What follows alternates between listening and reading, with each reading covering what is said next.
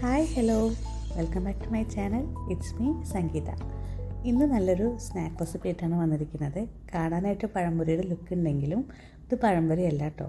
Carrot വെച്ചുണ്ടാക്കുന്ന നല്ലൊരു taste ആയിട്ടുള്ളൊരു സ്നാക്കാണ്.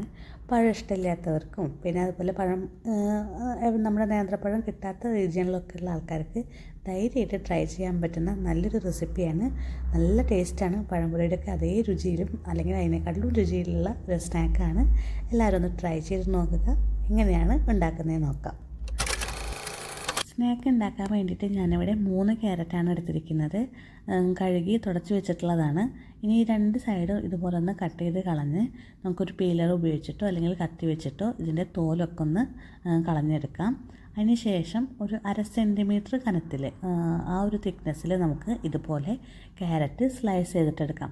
നമ്മൾ പഴംപൊരിക്ക് പഴം സ്ലൈസ് ചെയ്തെടുക്കുന്ന അതേ രീതിയിൽ തന്നെയാണ് എടുത്തിരിക്കുന്നത്. ഒത്തിരി കനം കുറയാനോ അല്ലെങ്കിൽ കനം കൂടാനോ പാടില്ല. ഈ ഒരു രീതിയിൽ തന്നെ നിങ്ങൾ സ്ലൈസ് ചെയ്തിട്ടെടുക്കുക. എങ്കിലാണ് നമ്മളുടെ പഴംപൊരിക്ക് കറക്റ്റായിട്ടുള്ള ഒരു തിക്നെസ് കിട്ടുള്ളൂ കേട്ടോ. അപ്പോൾ അങ്ങനെ ഞാൻ എല്ലാ ക്യാരറ്റും ഇതുപോലെ സ്ലൈസ് ചെയ്തെടുത്തിട്ടുണ്ട്. ഈ ഒരു കനത്തിൽ സ്ലൈസ് ചെയ്ത് എടുത്തിട്ടുണ്ട്. ക്യാരറ്റ് റെഡിയാക്കുന്നതിനെക്കാട്ടിലും മുന്നായിട്ട് നമുക്ക് ഇതിലേക്ക് വേണ്ട ബാറ്റർ തയ്യാറാക്കാം. അതിനായിട്ടൊരു ബൗളിലേക്ക് 1 കപ്പ് അളവിൽ മൈദയും 1 ടേബിൾ സ്പൂൺ കോൺഫ്ലോറോ അല്ലെങ്കിൽ അരിപ്പൊടിയോ ചേർക്കാം. ഞാനിവിടെ കോൺഫ്ലോറാണ് യൂസ് ചെയ്തിട്ടുള്ളത്. 1 നുള്ള് ഉപ്പ്, പിന്നെ വേണ്ടത് പഞ്ചസാരയാണ്. അത് മധുരത്തിന് ആവശ്യമായിട്ട് ഞാനിവിടെ 1 ടേബിൾ സ്പൂൺ ചേർത്തിട്ടുണ്ട്. പിന്നെ വേണ്ടത് ഏലക്ക പൊടിച്ചതാണ്. ഒരു 1/2 ടീസ്പൂൺ ഏലക്ക പൊടിച്ചതും കൂടെ ചേർത്ത് നന്നായിട്ടൊന്ന് മിക്സ് ചെയ്തിട്ടെടുക്കുക. അപ്പോൾ ഈ ഒരു സമയത്ത് നിങ്ങൾക്ക് മഞ്ഞൾപ്പൊടിയും കൂടെ ചേർത്ത് കൊടുക്കാം. ഞാൻ ഈ സമയത്ത് മറന്നു പോയിട്ടുണ്ടായിരുന്നു കേട്ടോ. പിന്നീടാണ് ഞാൻ ചേർത്തത്.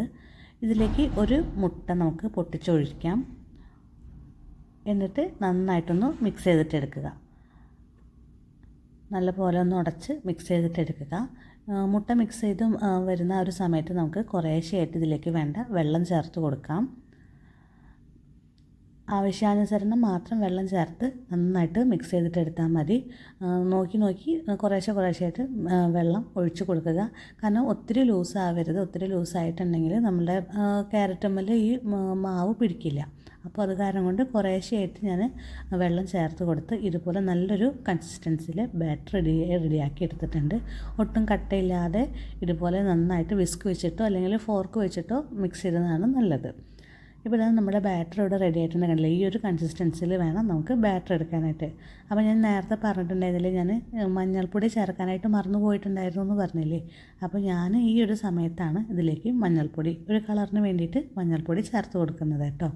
അപ്പോൾ 1 ടീസ്പൂണോ അല്ലെങ്കിൽ ഒരു 1/2 ടീസ്പൂൺ മഞ്ഞൾപ്പൊടി നമുക്ക് ഇതിലേക്ക് ചേർത്ത് കൊടുക്കാം. വീണ്ടും നന്നായിട്ടൊന്ന് മിക്സ് ചെയ്യാം. അപ്പോൾ നമ്മളുടെ ബാറ്റർ ഇവിടെ റെഡി ആയിട്ടുണ്ട്. അപ്പോൾ ഇത് റെസ്റ്റ് ചെയ്യാനായിട്ട് നമുക്ക് ഇവിടെ വെക്കാം. അപ്പോൾ ആ സമയം കൊണ്ട് നന്നായിട്ടൊന്ന് ബാറ്റർ റെഡി ആയിട്ട് വരും. അപ്പോഴേക്കും നമുക്ക് ക്യാരറ്റൊക്കെ ഒന്ന് വേവിച്ചിട്ടെടുക്കാം. ക്യാരറ്റ് വേവിക്കാനായിട്ട് ഞാൻ ഒരു പാൻ ഇവിടെ സ്റ്റവിലേക്ക് വെച്ചിട്ടുണ്ട്. ഇതിലേക്ക് ശർക്കരയാണ് ചേർത്ത് കൊടുക്കുന്നത്. ഒരു 1.5 അച്ച്, ചെറിയ അച്ചായിരുന്നു, അത് കാരണം കൊണ്ട് 1.5 അച്ച് ശർക്കര ഞാൻ ഗ്രേറ്റ് ചെയ്തിട്ട് ചേർത്ത് കൊടുക്കുന്നുണ്ട്. അതിലേക്ക് 1 ടേബിൾ സ്പൂൺ വെള്ളം കൂടി ഒഴിച്ചു കൊടുക്കുന്നുണ്ട്. ഒന്ന് മെൽട്ടായി വരാൻ വേണ്ടിയിട്ടാണ്. ഒരുപാട് വെള്ളമൊന്നും ഒഴിച്ചു കൊടുക്കരുത്. ഈ ഒരു രീതിയിൽ 1 ടേബിൾ സ്പൂൺ വെള്ളം മാത്രം മതി. ശർക്കര ഒന്ന് ഉരുക്കി എടുക്കാൻ വേണ്ടിയിട്ടാണ് കേട്ടോ. ശർക്കര കരിയാതെ കിട്ടാൻ വേണ്ടിയിട്ടാണ് നമ്മൾ ആ വെള്ളം ഒന്ന് ഒഴിച്ചു കൊടുക്കുന്നത്. ഇനി ശർക്കരയ്ക്ക് പകരമായിട്ട് നിങ്ങൾക്ക് പഞ്ചസാര വേണമെങ്കിലും ഉപയോഗിക്കാവുന്നതാണ്. 1-2 ടേബിൾ സ്പൂൺ പഞ്ചസാര ഇതുപോലെ ഒന്ന് ഉരുക്കിയെടുത്താലും മതിയാവും.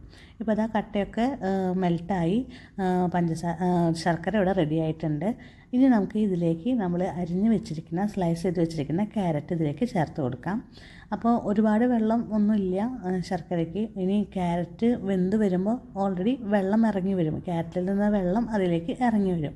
അതിലേക്ക് ഇടുന്നിട്ട് ക്യാരറ്റൊക്കെ ഒന്ന് നന്നായിട്ടൊന്ന് വെന്ത് വരാം. ഇപ്പോൾ നമ്മൾ നേരത്തെ കണ്ട ശർക്കര പാനീനെക്കാട്ടിലും കൂടുതൽ വെള്ളം ഇപ്പോൾ അതിൽ വന്നിട്ടുണ്ട്. അത് നമ്മുടെ ക്യാരറ്റിൽ നിന്ന് വെള്ളം ഇറങ്ങിയിട്ടുള്ളതാണ് കേട്ടോ.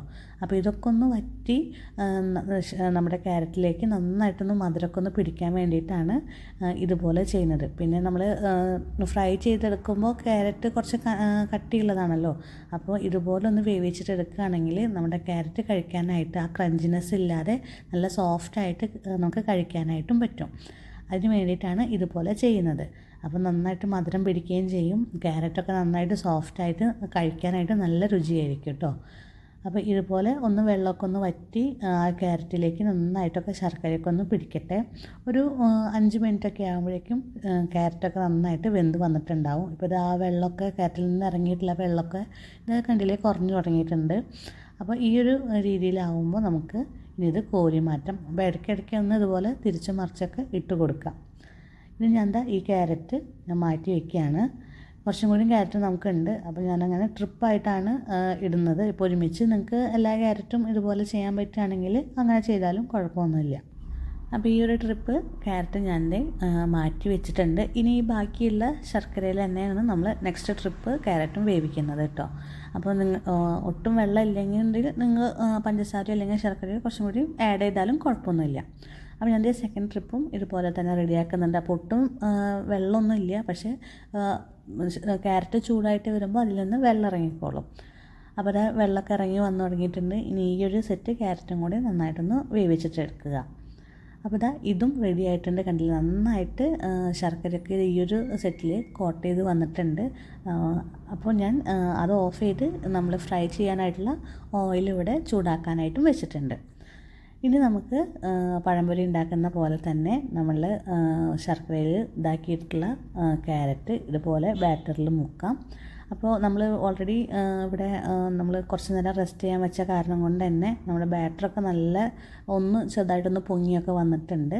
അപ്പോൾ നമുക്ക് ഇനി ഇത് എണ്ണ ചൂടായിട്ട് കഴിഞ്ഞിട്ടുണ്ടെങ്കിൽ നമുക്കിത് ഫ്രൈ ചെയ്തിട്ടെടുക്കാം. അങ്ങനെ ഞാൻ വിട്ട് 3 വെച്ചിട്ടാണ് കുറച്ചേശാണ് എടുത്ത് ഉണ്ടാക്കുന്നത് കേട്ടോ. 2 സൈഡും മറിച്ച് തിരിച്ചിട്ട് കൊടുക്കാം. ഫ്രൈ ചെയ്യാനായിട്ട് പിന്നെ ഞാൻ പറഞ്ഞു തരേണ്ട ആവശ്യമൊന്നുമില്ലല്ലോ. 2 മിനിറ്റിന് ശേഷം മറിച്ചിട്ട് കൊടുക്കുക. പിന്നെ നമ്മൾ മുട്ടയും പഞ്ചസാരയൊക്കെ ചേർത്തിരിക്കുന്ന കാരണം കൊണ്ട് തന്നെ ആ ബാറ്ററും നല്ലൊരു ടേസ്റ്റാണ് കഴിക്കാനൊക്കെ ആയിട്ട്. നല്ല അടിപൊളിയായിട്ട് നമ്മളുടെ സ്നാക്ക് ഇവിടെ റെഡി ആയിട്ടുണ്ട്. എല്ലാവരും ഒന്ന് ട്രൈ ചെയ്ത് നോക്കേണ്ട ഒരു സ്നാക്കാണ് കേട്ടോ. അങ്ങനെ ഞാനൊരു 4 ട്രിപ്പായിട്ടാണ് ഈ ഒരു ക്യാരറ്റ് സ്നാക്ക് മുഴുവനായിട്ടും ഫ്രൈ ചെയ്തെടുത്തിട്ടുള്ളത്. അങ്ങനെ ഇങ്ങനെ വിട്ട് കൊടുക്കുകയാണെങ്കിൽ ഒട്ടും പരസ്പരം ഒട്ടാതെ നമുക്ക് നല്ല രീതിയിൽ തന്നെ നമുക്ക് ഫ്രൈ ചെയ്തിട്ടെടുക്കാനായിട്ട് പറ്റും. പിന്നെ ഒരു മീഡിയം ടു ഹൈ ഫ്ലെയിമിൽ തന്നെ ഫ്ലെയിം വയ്ക്കുക. അപ്പോൾ ഒട്ടും എണ്ണ കുടിക്കാതെ നമുക്ക് കിട്ടുകയും ചെയ്യും കേട്ടോ. അപ്പോൾ എല്ലാവരും ഈ ഒരു സ്നാക്ക് എന്തായാലും ഒന്ന് ട്രൈ ചെയ്ത് നോക്കണം. നല്ലൊരു വെറൈറ്റി ആയിട്ടുള്ളൊരു സ്നാക്കാണ്. ക്യാരറ്റാന്നുള്ള ഒരു ഇതൊന്നും നമുക്ക് തോന്നേയില്ല. പഴംപൊരിയൊക്കെ കഴിക്കുന്ന പോലെ തന്നെ ടേസ്റ്റിയാണ്. അങ്ങനെ നമ്മുടെ സ്നാക്സ് എല്ലാം അതിവിടെ ഫ്രൈ ചെയ്ത് റെഡിയാക്കിയിട്ടുണ്ട്. നല്ല ടേസ്റ്റാണ് കഴിക്കാനായിട്ട്. എല്ലാവർക്കും ഇഷ്ടാവുകയും ചെയ്യും. കുട്ടികൾക്കും മുതിർന്നവർക്കൊക്കെ ഇഷ്ടാവുന്ന നല്ലൊരു സ്നാക്കാണ്. എല്ലാവരും ഒന്ന് ട്രൈ ചെയ്ത് നോക്കുക.